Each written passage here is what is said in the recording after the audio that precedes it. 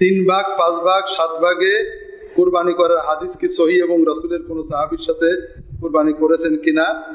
আমাদের দেশের আলে হাদিসের ওলামায়ে কেরাম, আল্লাহ অনেকে মৃত্যুবরণ করেছেন, রাহিমাহুল্লাহ বেঁচে আছেন, হাফেজাহুল্লাহ, অনেক বিষয় সহিহ হাদিস মানার চেষ্টা করেন, অনেকগুলো বিষয় খুব ভালো। কিছু কিছু বিষয় ভুল বুঝেছেন। তার একটা বড় বিষয় হলো যে 7 ভাগে কুরবানি করা যাবে না। সৌদি আরবের ওলামায়ে কেরাম তাকলিদ দিয়ে বাড়াবাড়ি পছন্দ করেন। তারা হাম্বলি মাযহাব, তারা বলেন তাকলিদ জায়েজ। কেউ যদি তাকলিদ নাও করে সেই হাদিস মানে আলহামদুলিল্লাহ। আলে হাদিসদের ভালোবাসেন, কিন্তু এই মসলায় খুব বিরক্ত হন যে এটা আবার কেমন মসলা হলো। রাসূলুল্লাহ সাল্লাল্লাহু আলাইহি ওয়াসাল্লাম 7 ভাগে কুরবানি দেওয়া জায়েজ বলেছেন, সাহাবীরা করেছেন। 3 ভাগ 5 ভাগ 7 ভাগে কুরবানি করার হাদিস কি সহি এবং রাসূলের কোন সাহাবীর সাথে কুরবানি করেছেন কিনা? আমাদের দেশের আলে হাদিসের